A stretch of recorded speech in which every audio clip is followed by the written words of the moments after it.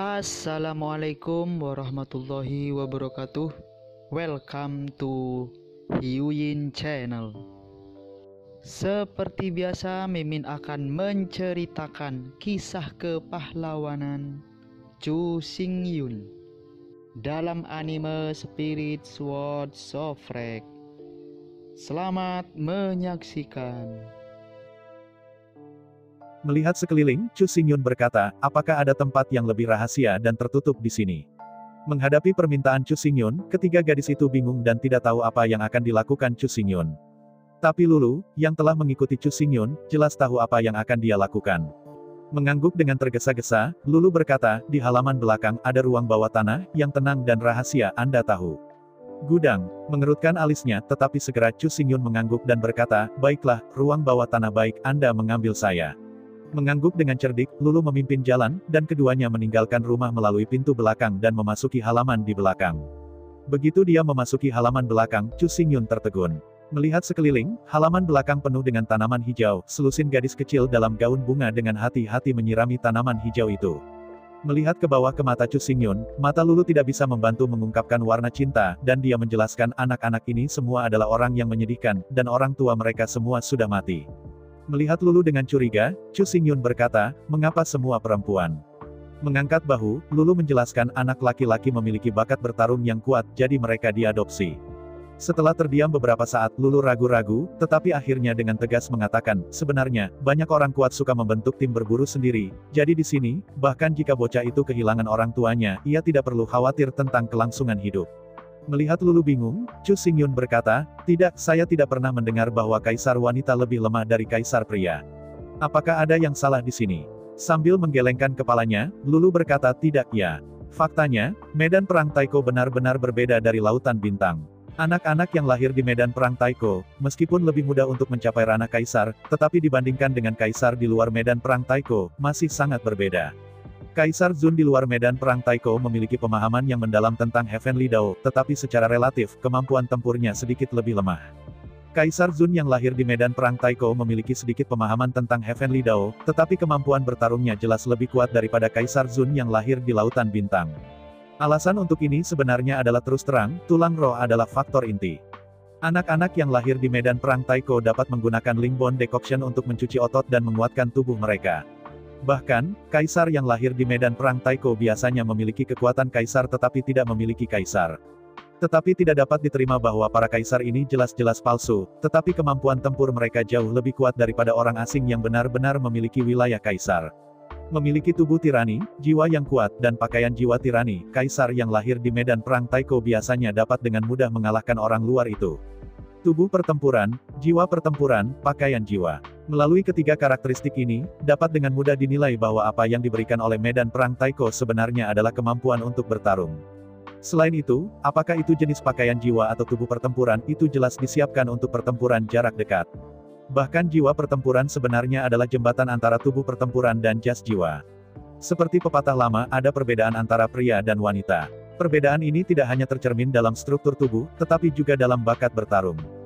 Jika jumlah tulang roh yang sama digunakan untuk melatih anak laki-laki, mudah untuk mengembangkan seorang petarung super dengan tubuh yang kuat dan efektivitas tempur yang kuat. Namun, jika Anda menggunakan jumlah tulang roh yang sama untuk melatih seorang gadis, sulit untuk membuat tubuh mereka kuat, dan efektivitas tempurnya terlalu jauh dibandingkan dengan anak laki-laki. Sederhananya, di medan perang Taiko, seorang pria normal tingginya sekitar 1,8 meter, dengan sosok kekar dan pinggang bundar. Dan seorang wanita normal, tingginya sekitar 1,6 meter, memiliki sosok yang kokoh namun anggun. Apakah ada ketegangan dalam kemenangan ini untuk seorang gadis menawan berukuran 1,6 meter dan seorang pria kekar sekitar 1,8 meter?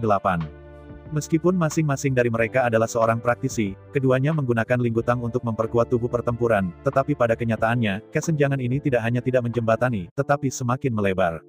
Sejauh menyangkut bakat dan potensi tubuh dan fisik, pria memang jauh lebih kuat daripada wanita, sama sekali tak tertandingi. Oleh karena itu, di medan perang Taiko, tidak ada seorang pun kecuali orang tua kandung yang akan fokus pada membudidayakan seorang gadis, karena input dan output tidak berbanding lurus. Selama ratusan juta tahun, ada preseden untuk melatih tim wanita. Tetapi tulang roh diinvestasikan beberapa kali untuk mengolah tim wanita, tetapi bahkan tim pria terlemah tidak dapat mengalahkan. Begitu lambat, gadis-gadis itu diabaikan, pada dasarnya tinggal di rumah, mencuci pakaian dan memasak dan membersihkan pekerjaan rumah. Lulu dan 3 saudara perempuannya lebih beruntung, dan orang tua mereka masih hidup, hanya pergi ke medan perang lainnya. Karena itu, mereka telah dilatih dengan baik sejak kecil, dan memiliki kekuatan tempur kaisar. Bahkan sebelum pergi, Lulu dan orang tua dari ketiga gadis itu juga membeli rumah ini bersama untuk menampung keempat gadis itu. Namun, secara relatif, selusin gadis di halaman tidak memiliki keberuntungan seperti itu. Orang tua mereka meninggal ketika mereka pergi berburu, mereka tidak memiliki tempat tinggal tetap atau masuk yang stabil. Jika keempat saudari Lulu dibawa, mereka pasti sudah lama meninggal. Ditanam di halaman belakang adalah empulur mencuci rumput, yang merupakan bahan obat penting yang digunakan untuk memasak sup linggu. Sampai sekarang, Sister Lulu tidak memiliki uang dan ingin membesarkan anak-anak ini, sehingga mereka hanya dapat menanam herbal sendiri, dan kemudian keempat saudara perempuan mereka pergi untuk berburu tulang roh. Sangat disayangkan bahwa keempat saudara perempuan Lulu hanya berburu 3 kali sebelum bertemu dengan Troll Squad. Jika Chu Xingyun tidak membantu, mereka akan mati di luar. Selain itu, alasan mengapa Lulu melarikan diri dengan helm jiwa adalah karena dia ingin menghindari troll tersebut. Di sisi lain, dia memang enggan menyerahkan helm jiwa. Jika helm arwah jenazah dapat dibawa kembali dan dijual ke Jubaoge, semua dana pelatihan untuk anak-anak ini akan tersedia.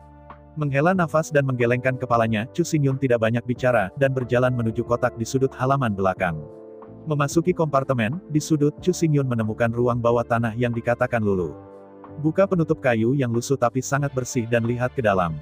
Meskipun serat di ruang bawah tanah agak gelap, sangat bersih dan sangat rapi. Lagi pula, itu adalah kediaman gadis itu, dan di luar keempat saudari itu, ada lebih dari selusin gadis yang tinggal di sini, jadi, tidak dapat dihindari untuk aus, tetapi sangat bersih. Mengangguk dengan kepuasan, Chu Xingyun berkata, "Ya, kamu bebas, aku akan mulai mengintegrasikan jas jiwa." Di antara kata-kata, Chu Xingyun tidak lagi mengabaikan Lulu, melompat dari ruang bawah tanah, dan kemudian menutup-tutupnya. Melambai keluar dari ruang dimensi, dia mengeluarkan futon, dan kemudian Chu Xingyun duduk bersila, dan mengeluarkan Space Jade yang dijalankan dengan 10 set Samsung Core Soul Switch. Dalam beberapa jam ke depan, Chu Xingyun berturut-turut mengintegrasikan 10 set jas jiwa jenazah ke dalam jas kaisar, dan berhasil mempromosikan jas kaisar dari jas rumah biru ke jas rumah mewah merah. Melihat pakaian jiwa pria merah dengan lampu merah, Chu Xingyun tidak bisa membantu tetapi bersemangat. Sebelum memasuki medan perang Taiko, Chu Xingyun dikejar dan dibunuh oleh pengganggu sepanjang jalan, dan pengganggu itu memakai 1 set jiwa manusia merah. Meskipun kostum jiwa orang merah sitiran jelas bukan jas tanpa bintang, itu sudah pada tingkat yang sama. Dan yang paling penting, berapa lama Chu Xingyun tiba di medan perang Taiko, dan berapa lama pengganggu tinggal di medan perang Taiko. Namun, meskipun itu sudah menjadi jas pria merah, itu hanya dalam keadaan tanpa bintang pria merah, dan tidak ada lampu merah di sekitar tubuh. Pada pandangan pertama, itu terlihat seperti 1 set baju besi kulit biasa. Jika Anda tidak melihat dengan hati-hati, atau jika Anda tidak terlalu memahaminya, tidak ada yang bisa memikirkan pakaian sederhana ini, yang berada di luar rumah putih, hijau, dan biru, dan itu adalah set lengkap. Di dunia di mana jas hijau Mang Samsung bernilai setengah juta, jas jiwa biru Mang sudah tingkat harta karun. Sedangkan untuk jas merah Mang Jiwa, di medan perang utama Taiko, tidak akan pernah ada jas merah Mang Jiwa. Jika Anda ingin memakai Red Man Soul, Anda harus pergi ke medan pertempuran Taiko menengah. Medan pertempuran Taiko menengah, rata-rata orang bahkan tidak memiliki kualifikasi untuk masuk. Belum lagi pembunuhan binatang roh yang lebih tinggi, pada kenyataannya, kecemerlangan di medan pertempuran Taiko menengah sudah cukup untuk membuat kebanyakan orang keluar. Setelah bahagia sebentar, Chu Xingyun menangkap pikirannya dan mengeluarkan batu giok ruang kedua. Dalam ledakan suara, Chu Xingyun mencurahkan puluhan ribu tulang roh, dan kemudian mendesak api jiwa untuk mulai memperbaiki tulang roh. Meskipun dia mengenakan kostum Mansoul merah, keadaan Chu Xingyun masih tetap dalam keadaan 9 bintang hijau, jadi, api jiwa masih hijau. Di bawah api jiwa hijau Zamrud, tulang roh dengan cepat disempurnakan menjadi jejak kabut putih, yang bergabung ke dalam tubuh Chu Xingyun dan memperkuat tubuh Chu Xingyun. Waktu berlalu 1 menit dan 1 detik, sejumlah besar linggu telah disempurnakan oleh Chu Xingyun dan bergabung ke dalam tubuh. Setiap saat, setiap menit, setiap detik, kekuatan Chu Xingyun meningkat dalam jejak. Suatu hari, 2 hari, 3 hari. Dalam sekejap mata, 3 hari berlalu, dan dalam 3 hari penuh, Chu Xingyun memurnikan hampir 10.000 potong tulang roh, dan terintegrasi dengan sempurna ke dalam tubuh. Awalnya, Chu Xingyun masih ingin terus mengembun, tetapi setelah memasukkan hampir 10.000 keping tulang roh, ketika Chu Xingyun menggunakan api roh untuk memperbaiki tulang roh lagi, kabut putih tidak lagi menyatu ke dalam tubuh, dan terbawa angin. Menghadapi adegan ini, Chu Xingyun terkejut untuk sementara waktu, tapi dia dengan cepat tersenyum pahit. Jelas, meskipun tulang roh dapat menguatkan tubuh, penguatan ini pasti terbatas, bukan tidak mungkin menjadi tak terbatas. Jika ada tulang roh sebanyak mungkin, sejauh mana tubuh dapat diperkuat? Bukankah semua orang super kaya menjadi ahli top? Tanpa diduga, jumlah tulang roh yang dapat diserap tubuh perang dibatasi oleh ranah jiwa perang. Jiwa perang Mang Putih harus melebur hingga 1000 tulang roh, sedangkan roh perang Mang Hijau bisa meleburkan hingga 10.000 tulang roh. Menghitungnya sedikit, itu benar. Dalam 3 hari, Chu Xingyun memurnikan total lebih dari 9.000 potong tulang roh, ditambah tulang yang telah diserap sebelumnya, yang menambahkan hingga tepat 11.000 potong. Rumah-rumah putih dapat meleburkan 1000 tulang roh, rumah-rumah hijau adalah 10.000, menurut rasio ini, rumah-rumah biru harus 100.000, rumah-rumah merah adalah 1 juta. Setelah mengerutkan kening, Chu Xingyun menyadari bahwa pakaian pria merah itu sendiri tidak dapat membuktikan bahwa ia telah menangkap kekuatan pengganggu. Kerangka perang, jiwa perang, dan kostum jiwa, hanya jika 3 kemampuan mencapai standar rumah merah, mereka dapat dianggap mengejar ke dunia bully. Sekarang pikirkanlah, tubuh pejuang si penindas memiliki lebih dari 1 juta tulang roh menyatu dengannya. Semangat juang si penindas lebih tinggi dari 2 alam Chu Xingyun. Pakaian jiwa si pengganggu jelas bukan jas merah tanpa bintang. Oleh karena itu, meskipun jaraknya semakin dekat pada kenyataannya, bahkan jika dia bertemu seorang pengganggu lagi pada saat ini, Chu Xingyun hanya bisa dipukuli secara pasif, yang tidak berbeda dari yang sebelumnya. Menghela nafas dan menggelengkan kepalanya, Chu Xingyun melambaikan tangannya, menyingkirkan semua tulang roh di tanah, lalu berdiri dan meninggalkan ruang bawah tanah. Sekarang setelah kostum jiwa telah menyatu dan tulang-tulang roh telah disempurnakan, maka untuk memastikan efisiensi absolut, dia harus bergerak menuju area binatang jiwa berjubah biru. Begitu tutup ruang bawah tanah diangkat, ledakan suara haharnya masuk ke telinga Chu Xingyun.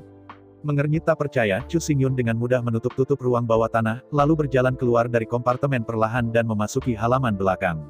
Begitu dia berjalan keluar dari pintu, Chu Xingyun melihat selusin gadis berbaris rapi, duduk di atas kuda mereka dengan pinggang mereka, melambaikan tangan merah muda mereka sambil meneriakkan slogan-slogan.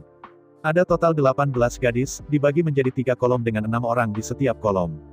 Gadis-gadis ini, pada usia 13 atau 14 tahun, terlihat seperti mereka tidak terlalu muda, tetapi mereka jelas bukan orang dewasa. Mereka harus menjadi gadis yang paling murni.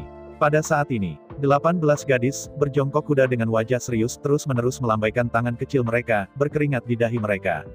Melihat kerja keras para gadis, Chu Xingyun mengerutkan kening.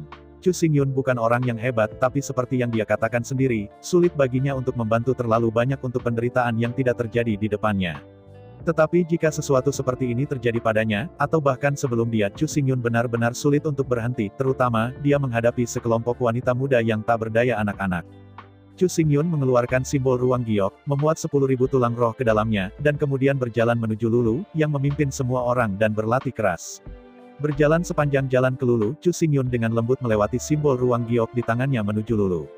Dengan curiga ia mengambil simbol batu giok, dan Lulu tertegun dengan cepat dalam konsentrasinya. Dengan cepat memasukkan simbol giok kembali ke tangan Chu Xingyun, Lulu menggelengkan kepalanya dengan datar, "Terima kasih atas kebaikanmu, tapi tulang roh ini, kami tidak bisa menginginkannya." "Tidak bisa itu." Melihat Lulu dengan curiga, Chu Xingyun bingung dan berkata, "Mengapa tidak bisa? Apakah ada masalah?" Melihat Chu Xingyun dengan tegas, Lulu berkata, "Hidup di dunia ini, kita hanya bisa mengandalkan kekuatan kita sendiri. Hanya dengan cara ini, kita bisa hidup dengan bermartabat dan masuk akal." Setelah jeda, Lulu melanjutkan, "Tidak peduli bentuk amal apa, kita tidak membutuhkannya." Mengangguk dengan jelas, Chu Xingyun tersenyum getir, "Aku mengerti, ini pasti orang tuamu sebelum kamu pergi, katakan lagi dan lagi." Melihat Chu Xingyun terkejut, Lulu mengangguk dan berkata, "Bagaimana kamu tahu?" "Tapi memang ini masalahnya. Kita sudah bersumpah di depan orang tua kita dan tidak akan pernah menerima bentuk amal apapun." Mengangguk sambil tersenyum, Chu Xingyun tahu itu sebagai seorang gadis, jika dia selalu menerima amal orang lain, dia akan berutang terlalu banyak untuk waktu yang lama, dan dia tidak akan bisa membayar. Jika seorang gadis berhutang sangat banyak, apa yang bisa dia berikan kembali? Itu benar, tentu saja itu adalah tubuh. Dan begitu mereka benar-benar menggunakan tubuh mereka untuk kembali, lalu martabat apa yang mereka miliki dan apa gunanya hidup? Oleh karena itu, untuk menghindari anak-anak dan cucu-cucu mereka direduksi menjadi mainan orang lain karena uang mereka, orang tua Lulu memaksa mereka untuk membuat janji. Dalam hal apapun, mereka tidak boleh menerima bentuk amal apapun. Mengagumi menatap Lulu dan 18 gadis. Untuk sementara, Chu Xingyun ingin membantu mereka. Jika Lulu hanya menerima 10.000 tulang roh, pikiran Chu Xingyun akan cukup. Ada begitu banyak tulang roh yang cukup bagi mereka untuk tumbuh dan memberi makan diri mereka sendiri. Namun, memberikan semangat tulang menolak untuk memintanya, meskipun tampak konyol, itu memenangkan rasa hormat dari Chu Xingyun. Semakin banyak Anda memiliki integritas dan kekuatan, semakin banyak Chu Xingyun ingin membantu. Tapi, meskipun aku benar-benar ingin membantu gadis-gadis imut ini, apa yang harus aku bantu? Jangan berikan tulang roh, belilah beberapa jiwa untuk berpura-pura, apakah ini bukan amal alternatif? Tentu itu akan tetap ditolak. Memberi seseorang ikan adalah sedekah, tetapi jika memberi seseorang ikan, maka tidak ada cara untuk memberi sedekah. Setelah merenung sebentar, Chu Xingyun mengangguk datar. Untuk gadis-gadis cantik ini, Chu Xingyun bermaksud menghabiskan 3 hari lagi untuk menemukan jalan bagi mereka. Mengangguk kepalanya, Chu Xingyun kembali ke kompartemennya dan memasuki ruang bawah tanah lagi. Duduk bersila di tanah, Chu Xingyun merenung. Para kaisar di medan perang Taiko semuanya adalah kekuatan tingkat kaisar, tetapi mereka tidak memiliki dukungan kerajaan, sehingga mereka tidak dapat menemukan cara yang cocok untuk mereka. Tapi Chu Xingyun berbeda, sebagai seorang kaisar surgawi, dia memiliki kemampuan seperti itu. Air, api, jinmu, bumi, yin yang, angin, racun, guntur, di antara 10 atribut ini, Chu Xingyun sekarang hanya memiliki 4 dari mereka, yaitu api, angin, racun, guntur. Dalam hal sifat api, Chu Xingyun memiliki api sebenarnya dari matahari yang berasal dari darah emas hitam berkaki 3, tetapi energi ini, yang berasal dari pembuluh darah, tidak dapat dipelajari atau dipelajari. Dengan garis keturunan seperti itu, adalah wajar untuk memiliki kemampuan seperti itu, dan orang-orang tanpa garis keturunan ini tidak dapat menguasai kekuatan dan keterampilan magis ini melalui pembelajaran. Oleh karena itu, pemadam kebakaran adalah yang pertama dihilangkan oleh Chu Xingyun, tidak ingin, tetapi tidak. Selanjutnya, 3 atribut angin, guntur dan racun berasal dari monumen kuno angin, monumen kuno racun dan monumen kuno guntur. Jika memungkinkan, apa yang ingin dipelajari Chu Xingyun adalah secara alami monumen kuno guntur. Bagaimanapun, kekuatan guntur adalah kekuatan yang paling istimewa, yang mengkhususkan diri dalam menghancurkan semua jenis perisai energi, terutama untuk kejahatan yin ada efek khusus. Di medan perang kuno, semua bis jiwa terdiri dari jiwa-jiwa yang telah mati. Oleh karena itu, Thunderbolt memiliki pengekangan yang sangat kuat pada Soul Beast. Namun, monumen kuno Lazy sekarang ada di laut, dan laut adalah bagian yang paling penting dan paling rentan dari seorang prajurit. Begitu ada masalah di sana, itu akan tidak sadar dan menjadi idiot. Kematian di tempat. Karena itu, monumen kuno guntur terlalu berbahaya. Bahkan jika Anda ingin menjelajahi monumen kuno guntur, Anda harus meletakkannya di akhir. Kapan Anda akan menemukan monumen kuno racun dan misteri monumen kuno angin, dan kemudian menjelajahi monumen kuno guntur dengan pengalaman menjelajahi 2 monumen kuno? Karena monumen kuno Lei telah dikesampingkan untuk saat ini, yang berikutnya adalah monumen kuno racun dan monumen kuno angin. 2 atribut racun dan angin tidak diragukan lagi. Pemahaman Chu Xingyun tentang atribut angin adalah yang terdalam. Bagaimanapun, Chu Fengyun, yang sekarang berlatih Chu Xingyun, adalah atribut angin. Selain itu, angin emas yang ditarik Chu Xingyun dari Windless Abyss sebenarnya adalah hasil dari monumen angin kuno. Oleh karena itu, untuk monumen angin kuno, Chu Xingyun pasti yang paling akrab dan akrab. Selain itu, sekelompok gadis dengan bunga seperti itu tampaknya tidak pantas untuk belajar racun. Chu Xingyun tidak ingin sekelompok gadis yang begitu cantik berurusan dengan beberapa racun setiap hari. Oleh karena itu, setelah hanya sedikit merenung, Chu Xingyun membuat keputusan dan mulai dengan monumen kuno ini. Mulai sekarang, Chu Xingyun telah menemukan bahwa selama 5 elemen energi dimasukkan ke dalam prasasti kuno secara seimbang, angin, guntur dan racun, 3 jenis energi, dan kekuatannya sangat kuat. Namun, ketiga prasasti kuno ini, yang berakar pada badan hukum kekosongan Chu Xingyun, tidak dapat dihilangkan sama sekali, juga tidak dapat digunakan oleh orang lain. Oleh karena itu, metode ini hanya berguna untuk Chu Xingyun saja, untuk orang lain, sama sekali tidak berguna. Setelah menarik nafas panjang, Chu Xingyun mengeluarkan pulpen dan kertas itu. Hal pertama yang harus dilakukan Chu Xingyun adalah menuliskan 3000 simbol emas. Setelah menyalin simbol-simbol emas ini, pelajari fungsi dan penggunaan spesifik simbol-simbol emas ini, sehingga dimungkinkan untuk memahami sepenuhnya makna simbol-simbol emas ini. Dengan deskripsi Chu Xingyun, segera, simbol pertama pada monumen kuno Feng secara akurat diuraikan oleh Chu Xingyun. Ketika pukulan terakhir selesai, saat berikutnya, angin puyuh sedikit keluar dari karakter dengan sedikit gemuruh. Mencermati, angin puyuh berputar di sekitar simbol untuk sementara waktu sebelum secara bertahap menghilang. Melihat simbol itu lagi, tinta yang menggambarkan simbol itu, logamnya tersapu angin puyuh, dan seluruh kertas kosong. Sambil mengerutkan kening, Chu Xingyun tidak terlalu peduli. Sambil melihat melalui penglihatan batin, ia menyaksikan simbol emas pada monumen kuno angin, sambil terus menulis di jari-jarinya. Segera, lambang kedua ditulis dengan sempurna. Dalam sekejap direngekkan angin, di ruang bawah tanah yang tenang, ada angin kencang instan dan kertas di sebelahnya digulung dan berkibar ditiup angin. Membiarkan kertas terbang di udara, Chu Xingyun memegang kertas dengan tangan kirinya, dan terus menulis dengan sikat tangan kanannya. Topan, angin kencang, angin sepoi-sepoi, angin kencang, angin kencang, angin kencang, angin badai, angin panas, angin dingin, angin dingin. Setelah setiap simbol digambarkan, berbagai angin akan dihasilkan di ruang bawah tanah. Namun, karena fakta bahwa energi yang terkandung dalam tinta terlalu kecil, semua angin memiliki bentuknya tetapi tidak ada daya sama sekali. Dalam hatinya, Chu Xingyun mengeluarkan sepotong batu giok putih dan pisau ukiran. Setelah merenungkan sejenak, Chu Xingyun dengan cepat mengukir simbol ledakan di atas batu giok putih. Begitu karakter terbentuk, angin di ruang bawah tanah menyapu dalam sekejap, dan semua benda digulung ke udara, bahkan penutup kayu ruang bawah tanah diangkat oleh angin. Chu Xingyun buru-buru memasukkan simbol batu giok ke ruang dimensi. Dalam sekejap, angin kencang bertiup di ruang dimensi, dan banyak puing yang ditempatkan di ruang dimensi tersapu ke langit. Dengan senyum pahit, Chu Xingyun buru-buru memotong ruang di mana simbol batu giok berada di ruang yang terpisah, dan tidak peduli bagaimana angin bertiup, tidak akan ada masalah. Di bawah pengamatan Chu Xingyun, warna simbol batu giok itu secara bertahap memudar, dan kilau itu secara bertahap menghilang. Segera, warna simbol batu giok menjadi gelap dan permukaannya dengan cepat ditutupi dengan retakan. Akhirnya, setelah bertiup selama seperempat jam, simbol batu giok itu akhirnya hancur total tersebar menjadi puluhan keping. Dari pandangan sekilas, batu giok putih asli dan putih transparan kini menjadi seperti puing-puing biasa, yaitu buram, dan teksturnya sangat kasar. Dalam 3 hari berikutnya, Chu Xingyun terus melakukan berbagai percobaan dalam ruang yang terpotong. Akhirnya, 3 hari kemudian, Chu Xingyun mengambil pesona batu giok dengan puas dan berjalan keluar dari ruang bawah tanah. Mencermati, di dalam simbol batu giok, penuh dengan simbol, dihitung dengan cermat, ada 36 simbol angin emas secara total. Dalam rune giok ini, 36 simbol angin emas yang cocok untuk akselerasi disegel. Setelah dibuka, ledakan emas dapat dihasilkan, yang dapat mendorong tubuh dan dengan demikian memiliki kecepatan yang mengerikan. Rune giok ini, dinamai oleh Chu Xingyun, adalah rune yang dapat meningkatkan kecepatan gerakan. Sebagai simbol batu giok, itu sebenarnya adalah simbol angin emas yang terukir di batu giok putih. Energi yang terkandung dalam batu giok putih dapat membuat simbol burung phoenix emas berjalan selama seperempat jam. Tentu saja, tidak mungkin untuk menyalakan setiap waktu, hanya perlu berlari selama seperempat jam. Oleh karena itu, Chu Xingyun telah menyiapkan saklar 9 lapis.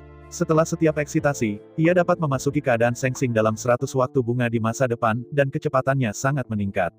Setelah digunakan 9 kali, simbol giok ini akan benar-benar berubah menjadi batu yang keras kepala, yang akan patah di tempat dan tidak dapat lagi digunakan. Rune ini tidak terlalu membantu untuk pertempuran, tetapi terlalu kuat untuk berlari atau mengejar. Xingyun berjalan keluar dengan tergesa-gesa, dan Chu Xingyun hendak memberikan 4 simbol batu giok yang diukir kepada Lulu, tapi dia tiba-tiba membeku. Ini masih tampak mustahil. Simbol giok diukir di atas batu giok putih, dan lambang angin emas diukir. Biayanya tinggi, tetapi jelas tidak terjangkau bagi saudara Lulu. Ini sengaja digambar di atas kertas dengan pena dan tinta, tetapi kertas itu mudah dikatakan, tetapi tinta itu tidak bisa mengandung terlalu banyak energi. Jimat Golden Phoenix tidak bisa mengerahkan kekuatannya sama sekali, dan durasinya terlalu pendek. Dengan senyum pahit, sebuah suara renyah terdengar, "Kakak Chu, Anda keluar." Ketika mendongak, Lulu tersenyum, dan keluar dari rumah di depannya. Mengangguk sambil tersenyum, ketika Chu Xingyun hendak berbicara, Lulu dengan bersemangat berkata, "Besok adalah hari ketika istana bawah tanah dibuka. Jika kamu tidak keluar lagi, aku akan memanggilmu." Istana bawah tanah. Melihat Lulu dengan curiga, Chu Xingyun berkata, "Ada apa istana itu?"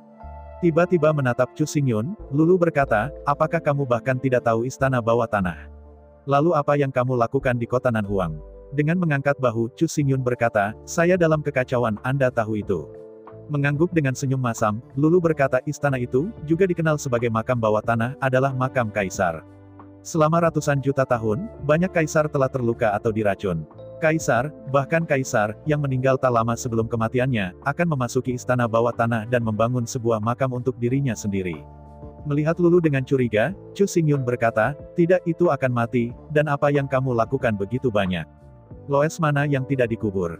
Sambil menggelengkan kepalanya, Lulu dengan serius berkata, "Jika kamu mati di luar, kamu akan dengan cepat mengikis tubuh mereka tanpa meninggalkan rambut." Mendengar kata-kata Lulu, Chu Xingyun mengangguk, memang. Jika dia meninggal di luar kota Nanhuang, di bawah erosi roh jahat, bahkan tubuh kaisar surgawi akan terkikis dalam beberapa napas. Setelah melihat Chu Xingyun, Lulu melanjutkan, "Selain itu, ada kekuatan magis di istana bawah tanah, yang dapat menjaga mayat agar tidak binasa. Bahkan ada desas-desus bahwa di bawah kekuatan magis, orang yang tidur di istana bawah tanah memiliki mungkin hidup kembali." Dengan terkekeh, Chu Xingyun berkata, harapan itu indah, tetapi selama berabad-abad, saya hanya melihat seseorang mati, tetapi kapan saya melihat orang mati itu hidup? Setelah merentangkan tangannya, Lulu berkata, meskipun semua orang tahu itu mungkin palsu, tetapi Andalah yang mengubahnya. Jika Anda memiliki kesempatan, apakah Anda ingin mencobanya atau menyerah? Berkerut ragu, dan segera. Chu Xingyun berkata dengan bebas, ya, aku harus mengakui, meskipun aku tahu bahwa 99% menipu, tetapi hanya untuk secerca harapan, aku masih bersedia cobalah. Di antara kata-kata itu, Chu Xingyun menatap Lulu dengan curiga, tapi, apa hubungannya ini denganku? Aku merasa sangat sehat, mengapa aku pergi ke istana?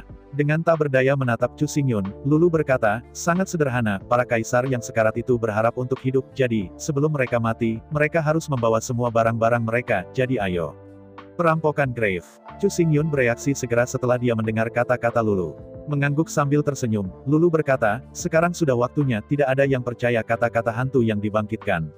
Setiap kali ketika istana bawah tanah dibuka, semua orang benar-benar mencari harta karun. Tidak. Merampok makam adalah masalah merusak kebaikan Yin. Aku masih tidak mau pergi. Chu Xingyun menggelengkan kepalanya. Dengan senyum masam, Lulu berkata, apa yang salah dengan ini? Anda tahu, di istana itu, tetapi sebuah rumah harta karun, temukan pakaian jiwa berkualitas tinggi, dan itu akan dikembangkan sepenuhnya. Dengan lambaian tangannya, Chu Xingyun berkata, pria itu mencintai uang dan punya cara. Bahkan jika ada lebih banyak bayi, saya tidak ingin mendapatkannya dengan mencuri kuburan. Dengan cemas menginjak kaki, Lulu berkata, apa yang kamu pikirkan? Ah, ngomong-ngomong, kita manusia tidak berhak memasuki istana bawah tanah untuk dimakamkan. Ada beberapa mayat monster kuno. Bagi kita manusia, itu bukan makam perampok. Hanya barang antik. Mendengar kata-kata Lulu, Chu Xingyun tidak bisa membantu menyalakan matanya. Memang, sebagai keluarga yang sama, mencuri makam manusia, memang merusak Yinde. Tetapi jika itu dari ras lain, maka dua. Meskipun masih ada kecurigaan merampok makam, Chu Xingyun tidak begitu hebat, selama itu bukan makam manusia, Chu Xingyun tidak memiliki beban psikologis. Mengangguk kepalanya, Chu Xingyun berkata, baiklah itu masalahnya. Lalu aku akan memeriksanya. Dengan seringai, Lulu tiba-tiba teringat sesuatu, dan dia menangkap tangannya, mengambil token perunggu, dan menyerahkannya kepada Chu Xingyun, mengatakan, ya, ini adalah pendaftaran rumah tangga yang dikirim oleh Zhu Baoge kemarin. Setelah menerima token perunggu dengan ringan, Chu Xingyun mengerutkan kening, bagaimana token perunggu ini harus menjadi level terendah. Saya ingat Anda menggunakan token giok putih. Mendengar kata-kata Chu Xingyun, Lulu terdiam beberapa saat. Menatap Chu Xingyun tanpa daya, Lulu berkata, token identitas kami bukan giok putih, tetapi diukir dari tulang. Selain itu, di atas token perunggu ini, memang ada token perak dan token emas, tapi token perak hanya memenuhi syarat untuk medan perang Suire menengah yang kuat. Sedangkan untuk token emas itu adalah orang kuat tak terkalahkan dari medan perang Suire canggih, layak untuk memiliki. Lulu melanjutkan, setelah melihat token perunggu, Chu Xingyun tidak berpikir ada sesuatu yang istimewa tentang itu, jadi dia dengan mudah memasuki ruang dimensi. Melihat adegan ini, Lulu menggelengkan kepalanya, secara umum, token perunggu mewakili identitas dan status dan harus digantung di dada kiri, sehingga semua orang tidak akan berani memprovokasi Anda. Setelah merentangkan tangannya, Chu Xingyun berkata, bahkan jika saya tidak menggantung, apakah ada yang akan tertipu? Sambil menggelengkan kepalanya, Lulu berkata itu tidak cukup, tapi... Lagi pula token perunggu, tapi logo orang kuat itu, mewakili identitas dan status dan kemuliaan prajurit, jika kamu tidak memakainya, bukan. Bukan Jinyi Nightwolf. Melihat ke atas dan ke bawah pada Lulu dengan curiga, Chu Xingyun sedikit mengernyit dan berkata tidak mengapa kamu begitu peduli dengan bisnisku. Aku tidak bisa menggantungkan tanda, dan aku tidak bisa pergi ke istana bawah tanah. Apa kekhawatiranmu? Menghadapi pertanyaan Chu Xingyun, Lulu tersenyum memalukan, dan dengan lembut memperlakukan Li Xiufa, menghadap Chu Xingyun, memasuki istana bawah tanah didasarkan pada pasukan. Melihat Lulu bingung, Chu Xingyun berkata, bukankah kalian berempat pasukan? Apakah ada batasan jumlah orang? Bukan. Melambaikan tangannya, Lulu berkata dengan malu-malu, ini masalahnya. Hanya seorang master dengan token perunggu yang bisa memimpin tim ke istana bawah tanah. Seperti kita, hanya mereka yang memiliki tulang putih yang tidak bisa masuk. Tiba-tiba mengangguk, Chu Xingyun mengeluarkan perintah perunggu dan tersenyum pahit. Saya mengerti, manajer troll pasti telah salah paham, berpikir bahwa saya ingin token tingkat tinggi. Saya berkata, dapatkan pendaftaran rumah tangga apa kesulitannya? Mengangguk, Lulu berkata, ya pendaftaran rumah tangga biasa, 100 tulang dapat pergi untuk mengajukan satu, dan Anda telah memasuki kota pasti tidak akan ada tulang, jadi tidak heran troll itu salah paham, saya selalu berpikir Anda ingin mendapatkan hijau. Perunggu, menggelengkan kepalanya dan tersenyum, Chu Xingyun berkata, baiklah ini adalah kesalahan. Tanpa pesanan perunggu ini, aku benar-benar tidak bisa pergi ke istana itu. Mendengar kata-kata Chu Xingyun, Lulu tiba-tiba membuka matanya dan berkata dengan penuh semangat, mengapa kamu ingin membukanya, kamu harus pergi ke kubur. Oh tidak, kamu akan menjelajahi orang kuno. Dengan serius menggelengkan kepalanya, Chu Xingyun berkata, tidak, aku memikirkannya. Bagaimanapun, bahkan makam ras lain adalah kuburan, dan mencuri mereka akan merusak Yinde, jadi aku tidak akan pernah melakukan apapun. Perampokan makam. Mendengar kata-kata Chu Xingyun, Lulu tiba-tiba menjerit karena kecewa. Melihat penampilan Lulu yang tidak masuk akal, Chu Xingyun tersenyum dan berkata, tapi baru-baru ini saya mendengar bahwa ada sekelompok orang yang ingin pergi untuk mencuri makam. Saya pikir, saya harus menghentikan mereka. Setelah jeda, Chu Xingyun melanjutkan, bukan saja aku tidak mencuri makam, tapi aku juga membenci tindakan mencuri makam, jadi aku memutuskan bahwa aku akan melawan para perampok kuburan. Kamu gila. Mendengar kata-kata Chu Xingyun, Lulu berseru, setiap orang yang memenuhi syarat untuk memasuki istana bawah tanah adalah master tingkat atas, sudah menjadi tim dan pasukan tingkat atas. Jika Anda punya waktu, jangan pergi menggali harta dan bertarung melawan perampok kuburan. Dengan senyum misterius, Chu Xingyun berkata, pandangan setiap orang berbeda. Menurut pendapat saya, memerangi perampok makam tidak hanya melindungi keadilan, tetapi juga tampaknya memiliki penghasilan lebih tinggi, bukan? Penghasilan akan lebih tinggi. Mendengar kata-kata Chu Xingyun, Lulu tampak terpana. Sambil memegang kepalanya di satu tangan, Lulu berpikir cepat. Seperti yang dia katakan, mereka yang memenuhi syarat untuk memasuki istana bawah tanah adalah semua ahli top, tim top, dan pasukan. Karena mereka semua terkemuka, pasti ada banyak pakaian jiwa berkualitas tinggi pada orang-orang ini. Selain itu, apa yang dilakukan orang-orang ini di istana bawah tanah? Tentu saja itu adalah perampok makam. Bayangkan bahwa orang-orang ini bekerja keras, mempertaruhkan hidup mereka, dan akhirnya menggali harta karun itu, tetapi kemudian. Itu benar, ketika pencuri makam kembali dengan muatan penuh, mereka cenderung menemui utusan keadilan, Chu Xingyun, yang misinya adalah berperang melawan pencuri makam. Memikirkan hal ini, Nalulu tiba-tiba membuka matanya, meremas tinjunya dengan erat, dan berkata dengan datar, aku telah memutuskan bahwa aku juga akan menjadi pembawa pesan keadilan, dan aku juga akan melawan para pencuri makam.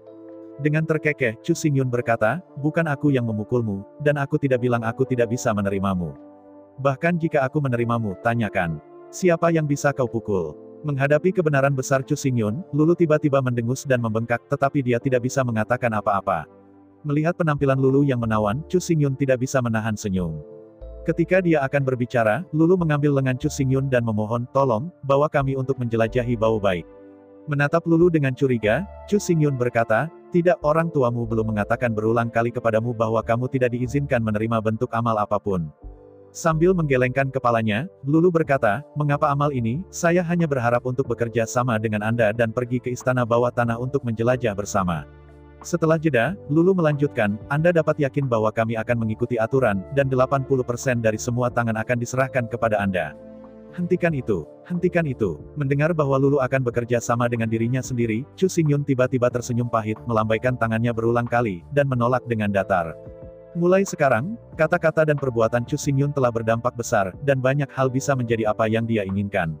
Ambil Lulu sebagai contoh, meskipun ia memiliki kekuatan tempur tingkat kaisar, usia sebenarnya hanya 17 atau 18 tahun. Jika Chu Xingyun dan tim mereka, maka hubungan di antara mereka adalah rekan satu tim, bagaimana ini bisa dilakukan? Anda tahu, Putri Chu Xingyun, permaisuri yang tidak disengaja, sekarang berusia lebih dari 100 tahun. Sebagai rekan setim Chu Xingyun, Lulu adalah paman Chu Wei. Jika dia adalah anak yang kejam, dia bahkan akan memanggil Lulu seorang nenek. Selain itu, semua kekuatan di bawah kepemimpinan Chu Xingyun, semua pemimpin, saat menghadapi Lulu, harus menghormati. Bukan karena kepura-puraan Chu Xingyun yang mendalam, tetapi pada kenyataannya, dengan status dan statusnya saat ini, bukan sembarang orang yang memenuhi syarat untuk menjadi rekan satu timnya. Bahkan jika dia tidak mempertimbangkannya sendiri, dia akan mempertimbangkannya untuk New Ram, Yuan Hong, dan Kongres Nasional ke-7. Secara khusus, Chu Xingyun memiliki 7 murid di dunia spiritual sejati. 7 murid sekarang berusia lebih dari 100 tahun, dan begitu mereka bertemu Lulu, mereka semua akan dilihat oleh para junior. Adapun murid dan cucu Chu Xingyun, itu lebih. Mungkin, dia seusia dengan Lulu, tetapi ketika dia bertemu, dia harus memanggil neneknya. Oleh karena itu, Chu Xingyun tidak akan dengan mudah merekrut rekan tim atau mitra, bahkan jika magang, tidak akan terlalu santai. Melihat Lulu dengan serius, Chu Xingyun berkata, maaf, saya tidak akan merekrut rekan tim dengan santai. Sambil memegang tangannya dengan menyedihkan, Lulu berulang kali berkata, tolong, kami benar-benar membutuhkan kesempatan ini, Anda hanya perlu membawa kami masuk. Setelah keluar, kami akan memberi Anda 80% dari pendapatan, yang benar-benar tidak mungkin. 9. Sukses juga mungkin. Menggelengkan kepalanya tak berdaya, Chu Xingyun berkata, saya tidak pelit, tapi rekan satu tim saya, tidak semua orang bisa, misalnya, rekan satu tim Master Pavilion Jubao, yang ingin melakukannya, bisakah Anda melakukannya? Mendengar kata-kata Chu Xingyun, Lulu tiba-tiba menyadari bahwa Chu Xingyun bukan penduduk asli dari medan perang kuno, tetapi datang dari lautan bintang di luar. Meskipun Lulu tidak memiliki banyak kontak dengan kaisar asing, dia juga tahu bahwa tidak ada yang bisa menjadi kaisar tunggal di lautan bintang. Di belakang semua orang, ada sekelompok besar kekuatan, dan apa yang mereka wakili bukan lagi milik mereka. Meskipun ada kemungkinan tinggi, latar belakang Chu Xingyun tidak sebesar Master Jubao Pavilion. Tapi Lulu harus mengakui bahwa ada kemungkinan tertentu bahwa latar belakang Chu Xingyun bahkan di atas penguasa Pavilion Jubao. Saat memikirkan hal ini, Lulu hanya bisa tersenyum pahit. Jika dia memenuhi syarat untuk menjadi rekan setim Master Pavilion Jubao, maka di kota Nanhuang ini, dia pada dasarnya bisa berjalan menyamping. Apa itu rekan setim? Rekan setim adalah seseorang yang bisa mengandalkan hidup dan mati, memiliki kepercayaan mutlak, dan memiliki kekuatan absolut. Tidak seperti hantu soliter mereka, rekan satu tim orang besar sebenarnya tidak memenuhi syarat untuk melakukan apapun. Dengan sedih, mulutnya menyempit, Lulu menundukkan kepalanya dengan sedih. Sebenarnya, Lulu bukanlah sosok yang kuat, jika dia adalah orang seperti itu, tidak mungkin untuk menolak tulang roh yang diberikan Chu Xingyun padanya. Dia hanya berharap memiliki kesempatan untuk memasuki istana bawah tanah untuk mengeksplorasi dengan kemampuannya sendiri, dan berusaha untuk menerima barang untuk mengubah nasib dirinya, pasangannya, dan 18 gadis. Melihat keluhan Lulu, Chu Xingyun berkata, apakah Anda mendapatkan helm mayat bintang 1 terakhir kali Anda bepergian? Jika Anda menjual helm itu, pada dasarnya cukup untuk Anda gunakan. Melihat Chu Xingyun, Lulu berkata, itu helmmu. Bagaimana kita bisa menggunakan uang itu? Meskipun kamu tidak suka topi hijau, kita sudah mengirim helm ke Jubao Ge. Setelah terjual, kita akan mendapatkan semangat. Berikan kamu tulangnya. Dengan cemberut, Chu Xingyun berkata, aku tidak ingin imbalan apapun, helm jenazah itu, simpan saja sendiri. Itu tidak akan berhasil. Dengan keras kepala, Lulu berkata, menurut aturan medan perang Taiko, karena kau menyelamatkan kami, kita harus menggunakan pakaian jiwa terbaik yang kita miliki sebagai ucapan terima kasih. Aturan ini tidak bisa dilanggar. Setelah jeda, Lulu berkata, jika kamu melanggar peraturan, siapa yang akan mempertaruhkan nyawamu dan menyelamatkan orang? Dan ini juga semacam amal bagi kita. Dengan senyum pahit, dia menggelengkan kepalanya. Untuk sesaat, Chu Xingyun hanya merasa kepalanya sebesar pertarungan. Melihat mata Lulu yang keras kepala, Chu Xingyun tidak bisa menahannya. Melihat ekspresi menyakitkan Chu Xingyun, Lulu berkata, kalau tidak, Anda dapat membentuk tim berburu. Saya kapten tim berburu ini. Tim berburu kami milik Anda. Menggelengkan kepalanya dengan acuh tak acuh, Chu Xingyun berkata, biarkan aku membentuk tim sesuka hati, dan kemudian melemparkannya ke tempat berbahaya. Terlepas dari itu, untuk mendapatkan uang untukku, itu bukan gayaku. Dengan mulut tertekan, Lulu berkata, ini tidak akan berhasil, juga tidak akan berhasil, Anda hanya tidak ingin membawa kami ke sana. Mengernyit, Chu Xingyun berpikir keras. Meskipun istana bawah tanah sangat berbahaya, tetapi di medan perang kuno ini, kecuali untuk kota Nanhuang, tempat manapun sangat berbahaya. Meskipun sangat berbahaya di istana itu, keuntungannya sangat tinggi, selama keberuntungannya tidak terlalu buruk, pada dasarnya semua telah diperoleh. Chu Xingyun tidak khawatir tentang Lulu dan bahaya yang mereka hadapi. Medan perang adalah nasib para pejuang. Jika Lulu dan mereka mati, Chu Xingyun mungkin sedih, tetapi ini adalah takdir dan tidak dapat diubah. Kecuali Chu Xingyun memberi makan mereka, memperlakukan mereka seperti burung kenari dan dengan hati-hati melindungi mereka di dalam kandang. Tetapi bahkan jika Chu Xingyun bersedia melakukannya, Lulu dan mereka tidak mau menerimanya. Sebaliknya, alasan mengapa Sister Lulu begitu keras kepala dan begitu kuat adalah karena mereka ingin hidup dengan martabat dan makna, daripada sekadar menjadi kenari. Jika Anda ingin menjelajahi, Anda tidak ingin menghadapi bahaya. Ini dengan sendirinya bertentangan. Jika tidak ada bahaya, itu disebut eksplorasi. Karena eksplorasi, Anda mungkin mati, dan tidak ada yang bisa mengubahnya. Belum lagi Lulu, sebenarnya. Bahkan jika Chu Xingyun pergi ke sini, dia tidak tahu apakah dia masih hidup. Dari saat ia melangkah ke lautan bintang, Chu Xingyun telah menempatkan hidup dan mati di luar jangkauannya. Namun, karena ada pengejaran, karena Anda ingin terus mendaki puncak, maka petualangan tidak bisa dihindari. Pada saat ini, Chu Xingyun terlalu sibuk untuk melindungi dirinya sendiri, jadi bagaimana dia bisa mengkhawatirkan orang lain. Kali ini ketika Anda memasuki istana bawah tanah, Anda mungkin menemukan pengganggu. Jika Anda benar-benar bertemu dengannya, Chu Xingyun tidak tahu apakah dia akan mati. Oleh karena itu, bahkan jika Anda tahu bahwa istana bawah tanah sangat berbahaya, bahkan jika Anda mengetahuinya, dapat dikatakan bahwa itu adalah setengah hidup dan mati, tetapi jika mungkin, Chu Xingyun masih berharap bahwa ia dapat menyatukan keempat saudari Lulu. Jika mereka mati, itu berarti mereka memang harus mati. Dan jika Anda bisa lolos begitu saja, perjalanan ke istana bawah tanah ini akan mengubah hidup mereka. Yang disebut, berapa pukulan dalam hidup, kapan tidak dikalahkan saat ini. Pada saat ini, bahkan Chu Xingyun sedang menggelengkan kepalanya dengan putus asa, bagaimana ia bisa menghentikan orang lain dari putus asa karena bahaya. Fakta telah terbukti berkali-kali, semakin takut orang, semakin cepat mereka mati. Semakin banyak orang yang tidak takut, semakin lama mereka hidup. Mereka yang benar-benar dapat hidup selama puluhan ribu tahun semuanya berani dan tidak takut. Ingin menyelamatkan hidup Lulu, paling-paling hanya bisa menyelamatkan untuk sementara waktu, tidak ada kekuatan absolut untuk mendukung yang paling. Dia hanya bisa mati lebih cepat. Tapi begitu dia diberi kesempatan untuk memasuki istana bawah tanah dan mendapatkan harta karun, maka, dia mungkin tidak bisa menjadi pesta yang kuat, atau bahkan menjadi abadi. Lama bernafas, Chu Xingyun berkata, jadi, aku akan membangun satu.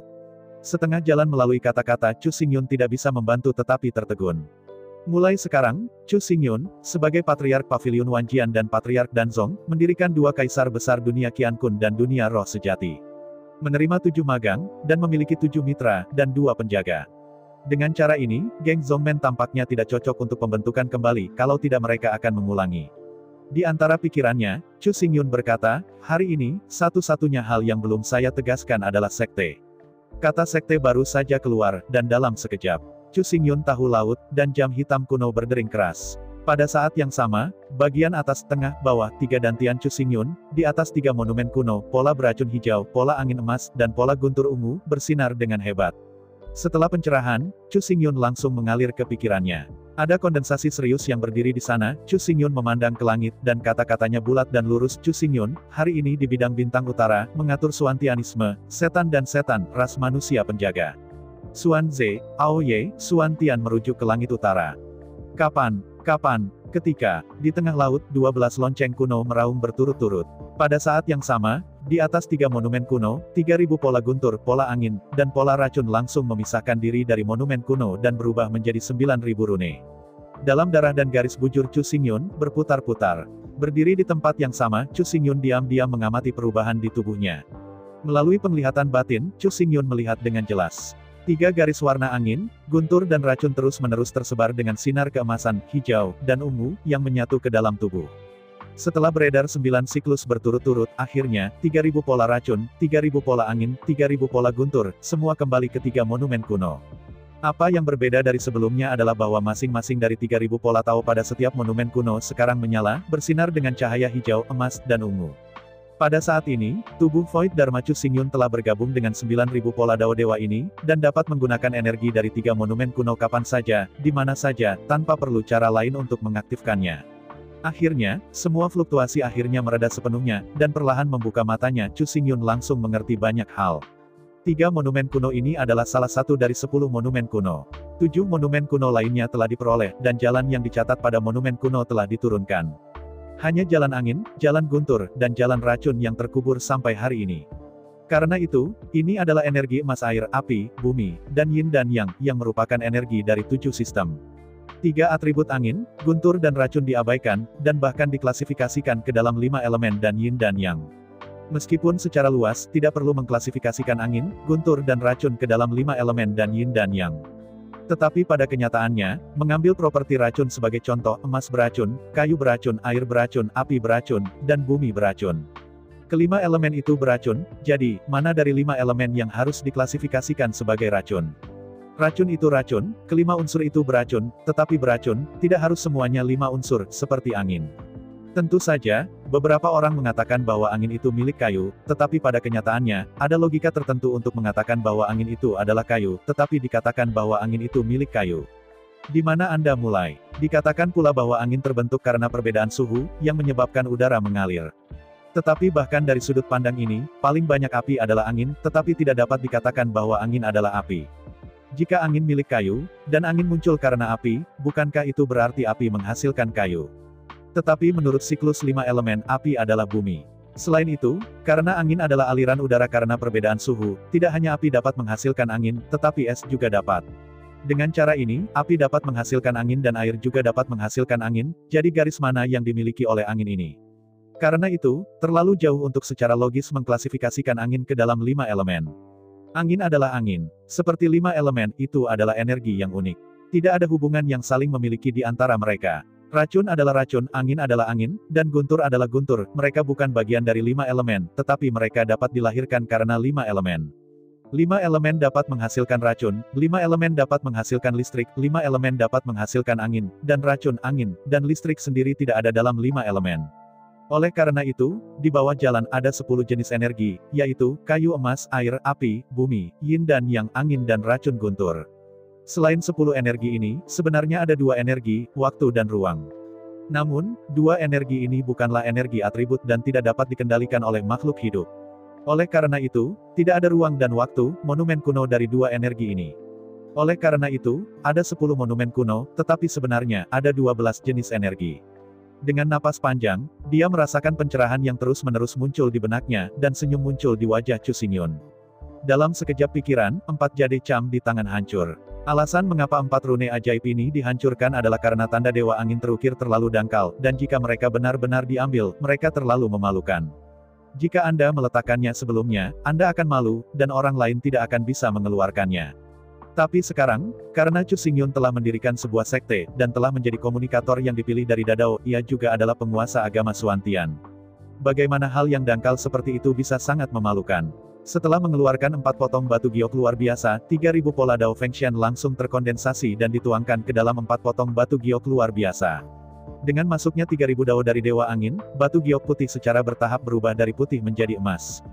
Jika Anda perhatikan dengan seksama, ada benang emas dari minyak yang melingkari simbol batu giok emas, berputar-putar.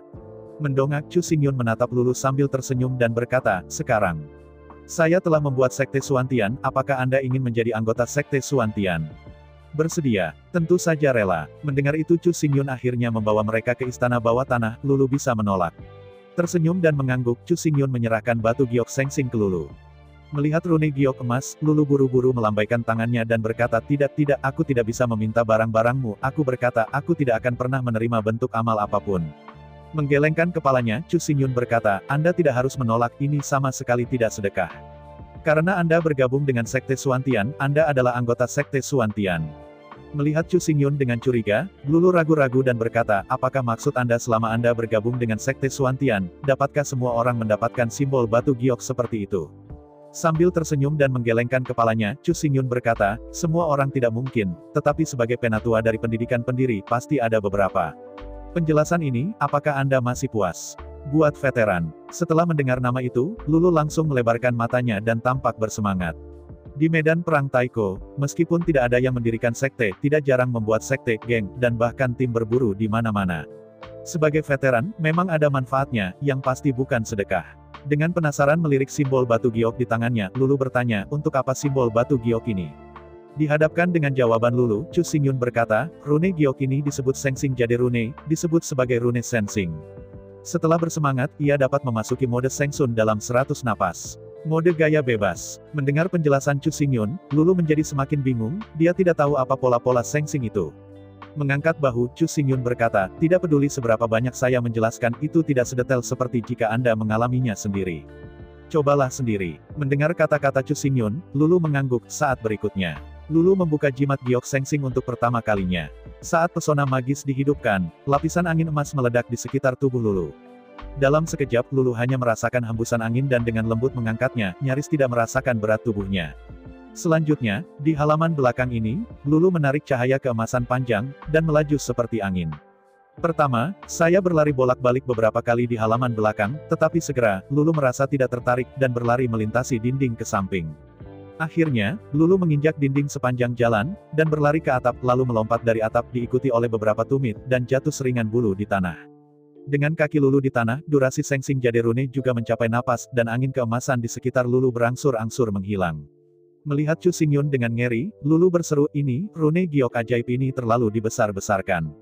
Dengan itu, siapa yang bisa menyusul saya? Mendengar kata-kata Lulu, Chu Xingyun tidak bisa menahan senyum pahit, menutupi kepalanya, dan berkata dengan menyakitkan, mengapa kamu selalu ingin dikejar oleh orang lain, tidak bisakah kamu mengejar dan membunuh orang lain?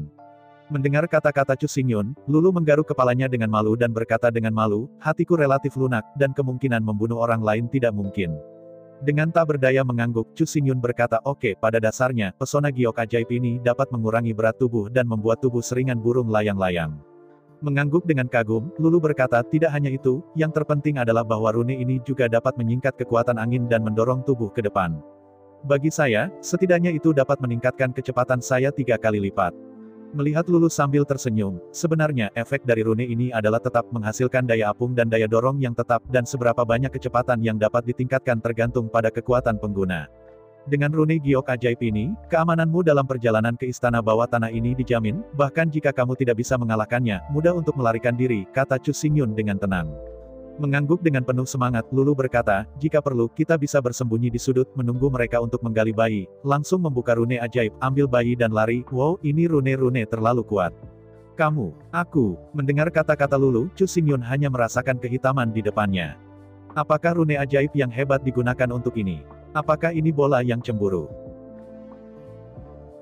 Saya ucapkan banyak terima kasih kepada teman-teman yang telah menonton dan mendengarkan cerita yang Mimin sampaikan. Untuk episode selanjutnya, ditunggu saja dan tetap standby di Hiu Yin Channel. Terima kasih.